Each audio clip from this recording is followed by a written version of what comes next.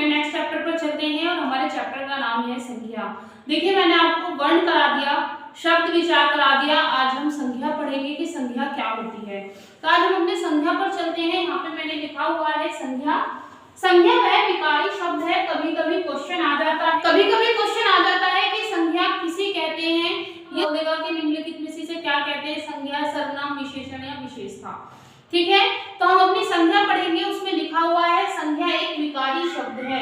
आपको ये याद रखना है कि संज्ञा कैसा शब्द है। संज्ञा एक विकारी शब्द है। क्वेश्चन कभी कभी बन जाता है डायरेक्टली कि संज्ञा किस तरह का शब्द है, विकारी है, अविकारी है, देशज है, विदेशज है। तो संज्ञा एक क्या है? संज्ञा एक विकारी शब्द है जिसे किसी विशेष वस्तु, भाव, जीव, स्थान का बोध कराने के लिए किया जाता है।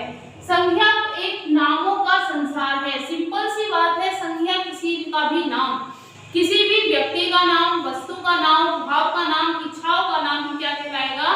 संज्ञा कहलाएगा। आई होप आप समझ गए होंगे संज्ञा क्या होती है। संज्ञा किसी भी व्यक्ति, वस्तु, स्थान, भाव, गुण के नाम को क्या कहते हैं? संज्ञा कहते हैं। अब उसके बाद आ जाते हैं संज्ञा के कितने भेद हैं। संज्ञा के 5 भेद हैं। आपसे क्वेश्चन आ जाए कि संज्ञा के कितने भेद हैं, तो संज्ञा के 5 भेद हैं। कौन कौन से? व्यक्तिवाचक, जातिवाचक, भाववाचक, समूहवाचक और द्रव्यवाचक। भाई व्यक्तिवाचक, जातिवाचक, भाववाचक, समूहवाचक और द्रव्यवाचक को क्या कहते हैं? संज्ञा के प्रकार हैं। करने के व्यक्तिवाचक संज्ञा क्या होती है, व्यक्तिवाचक संज्ञा क्या होती है। इसमें से क्वेश्चन बहुत कम बनता है, इसलिए मैंने इसको इतना एक्सप्लेन नहीं किया है, ना ही मैंने इसको बहुत बड़ा लेक्चर में इसे चेंज किया है। इसमें से कहीं कहाँ कुछ छोटा बहुत पूछ लेते हैं, थोड़ा बहुत मैंने आपको बता रही हूँ।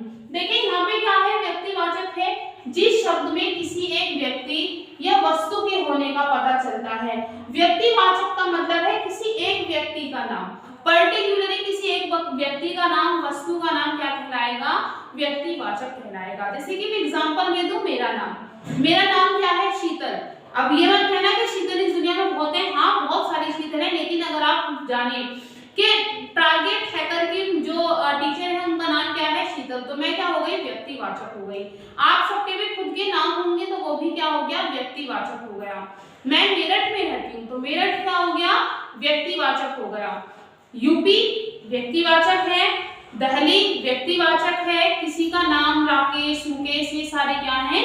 व्यक्तिवाचक हैं। अब आ जाते हैं जातिवाचक। जिस शब्द में किसी एक ही प्रकार की वस्तु या व्यक्तियों का पता लगता हो, जिसमें किसी एक ही प्रकार की यानी कि एक ही प्रजाति के लोगों का पता चले, उसे क्या कहेंगे? उसे जिसमें एक ही प्रकृति के लोगों को पता चले उसे क्या कहेंगे? जातिवाचक कहेंगे। जैसे कि मैं अपने आप को क्या कह सकती हूँ? लड़की, तो मैं किस में आऊंगी? जातिवाचक में। अगर देखो दोनों में डिफरेंस है। अगर मेरा नाम ले दिया जाए शीतल, तो मैं क्या हो जाती हूँ? व्यक्तिवाचक हो जाती हूँ। लेकिन आप उसे ही किस में चेंज कर दें, हमें तो मैं लड़की पढ़ाती है, तो वो किस में हो गया? वो जातिवाचक में हो गया। जैसे कि कस्बा, शहर, कंट्री, ये सारे क्या हैं? ये सारे हैं जातिवाचक। तो आए यूट्यूब में सैकड़ों, लाखों, करोड़ों, अरबों चैनल है, तो वो क्या हो गए? जातिवाचक हो गए। लेकिन मैंने बोल दिया टारगेट हैकर, तो वो क्या हो गया? वो जातिवाचक, व्यक्तिवाचक हो गया। तो यहाँ पे जातिवाचक और व्यक्तिवाचक समझ में आपको। देखिए भाव का मतलब है फीलिंग। हमारी सारी फीलिंग ही क्या कहलाएंगी? भाववाचक कहलाएंगी। किसी भी व्यक्ति, वस्तु के गुण, धर्म, दशा, कार्य और स्वभाव का पता लगाना ही भाववाचक कहलाता है। किसी वस्तु या व्यक्ति के गुण क्या हैं, क्वालिटीज क्या हैं, उसका धर्म क्या है, उसकी दशा क्या है, उसके कार्य क्या है, उसका स्वभाव क्या है, वो सारा किसमें आएगा? भाववाचक में आएगा। भूख लगना भाववाचक है, प्यास लगना भाववाचक है, गुस्सा आना भी भाववाचक है, खुशी, गम, मोस्टली जो हमारी फीलिंग्स है, इनविजिबल चीजें हैं, जो अनटचेबल और इनविजिबल चीजें हैं, वो सारी किसमें आएंगी? भाव में आएंगी। मैंने कहा भाई मुझे तो 6 किलो गुस्सा आ रहा है, क्या आप मेरे गुस्से को तोल सकते हैं? नहीं तोल सकते, तो वो क्या हुआ? भाववाचक हुआ। खुशी, गम, दुख, ये उदासी, ये सारी क्या होंगी? ये सारी क्या होंगी? ये सारी भाववाचक होंगी। तो आए जिन्हें हम छू नहीं सकते हैं, जिन्हें हम देख नहीं सकते हैं, तोल नहीं सकते, वो सारे भाववाचक में आएंगे। ठीक है, हंसना, रोना, गाना, पीटना, गुस्सा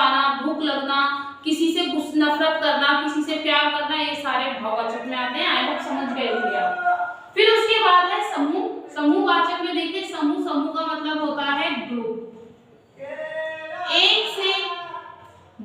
एक से ज्यादा जहां भी बंदे होंगे, ध्यान से देखना, एक से ज्यादा जहां भी होंगे वो सारे किस में आएंगे, समूहवाचक में आएंगे। किसी भी व्यक्ति या वस्तु का समूह क्या कहलाएगा, वही क्या कहलाएगा, समूह कहलाएगा।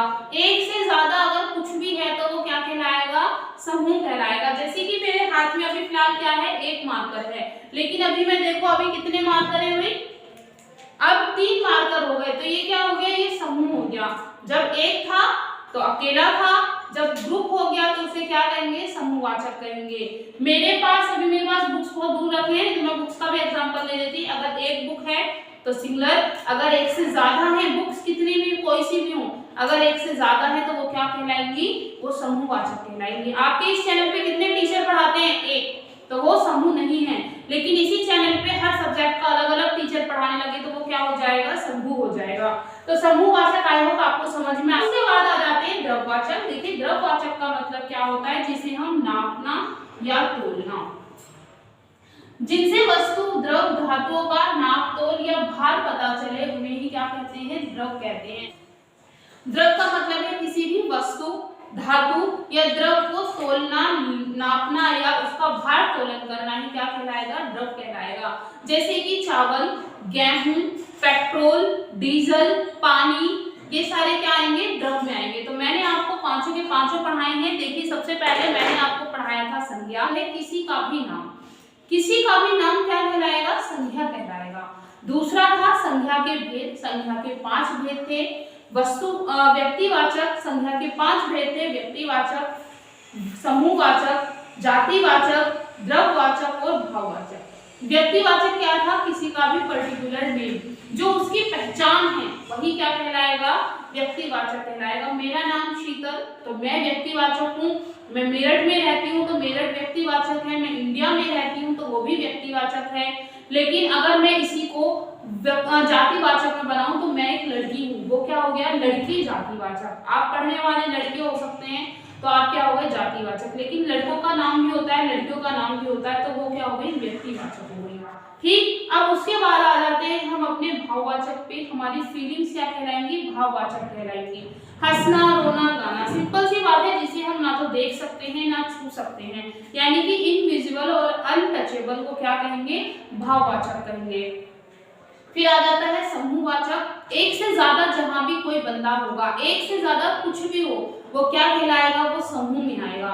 मेरे पास एक मार्कर था तो समूह में नहीं था, एक से ज्यादा हो जाए तो वो समूह में हो जाएंगे। मेरे पीछे एक बोर्ड है, वो समूह में नहीं है, लेकिन मैं यहाँ पे 5-6 बोर्ड लगा दूं तो वो क्या हो जाएगा, समूह हो जाएगा। मैं अकेली पढ़ाती हूँ तो वो समूह में नहीं है, लेकिन मेरे साथ 5-6 टीचर एक साथ पढ़ाने लगे तो वो क्या हो जाएगा, समूह हो जाएगा। फिर उसके बाद लास्ट बचता है हमारे पास द्रव। द्रव का मतलब है किसी की भी वस्तु, कोई भी वस्तु हो, उसका भार तोलन करना, उसको नापना, तोलना, गिनना ही क्या कहलाएगा, द्रव कहलाएगा। जैसे कि गेहूं, चावल, आटा, तेल, पानी, जितने भी भार तोलन की चीजें होती हैं उन्हें क्या कहते हैं, द्रव कहते हैं। सिंपल ही बात है, कच्चे माल से पक्के माल जिसमें भी बनाए जाते हैं वो सारे द्रव में आएंगे। आई होप आपको समझ में आएंगे। अब इसमें 2 इंपॉर्टेंट पॉइंट है, उन्हें हम देख लेते हैं। जैसे कि यहाँ पे लिखा हुआ है परिवर्तन, कि हम संख्या को किस तरीके से परिवर्तित कर सकते हैं। संख्या के प्रयोग में कभी कभी परिवर्तन हो जाते हैं, जैसे कि जातिवाचक से व्यक्तिवाचक। अगर आप किसी का नाम लेते हैं तो आपको पता चल जाएगा कि हाँ ये उसकी बंदे की बात हो रही है। जातिवाचक से व्यक्तिवाचक में परिवर्तन होना, मैंने बोला देवी, तो सबसे पहले आपके दिमाग में क्या आएगा, देवी का मतलब दुर्गा। ठीक, मैंने बोला देवता, तो देवता में आपको मोस्टली आप किसका नाम लेंगे, भोले बाबा का लेंगे या किसी और का लेंगे। मोस्टली देवताओं में भोले बाबा सबसे पहले आते हैं। तो देवी और देवता का मतलब समझ में आया। देवी एक कॉमन वर्ड था, जाति वर्ड था, क्योंकि हमारी देवियां कम नहीं है। सरस्वती, लक्ष्मी, नौ दुर्गे तो पहले से ही और बहुत सारी देवियां हैं, लेकिन अगर देवी का नाम लिया जाए तो उसमें दुर्गा सबसे पहले आती है, तो वो जातिवाचक में आ गया। गोस्वामी, आपको पता है गोस्वामी एक सरनेम है, लेकिन अगर हम अपनी हिंदी बुक में देखें तो गोस्वामी किसके लिए कहा गया है, तुलसीदास के लिए कहा गया है।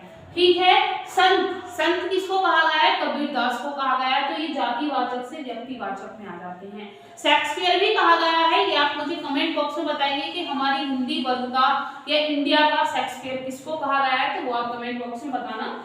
फिर उसके बाद आ जाता है व्यक्तिवाचक से जातिवाचक में बदलना। भीम, ये भीम था भाई, भीम आपको पता है महाभारत में 5 पांडवों में एक भाई था भीम। भीम का मतलब क्या होता है, बहादुर या, भीम का मतलब है बहादुर या वीर। अगर मैं यहाँ केकई का नाम ले दूं, केकई किसकी थी, रामायण की थी। केकई कौन थी, राम जी की माँ थी।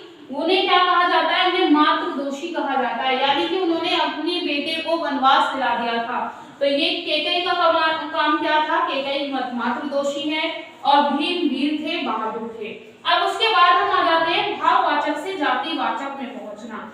हमारी फीलिंग भी कभी-कभी जातिवाचक का काम कर देती है, जैसे कि पहनावा। भैया पहनावे से आप क्या कहेंगे, वस्त्र, कि भैया तुम्हारा पहनावा कैसा, पहनावे में कोई नई चीज तो आती नहीं है। पहनावे का मतलब है आप कपड़े किस ढंग से पहनते हैं।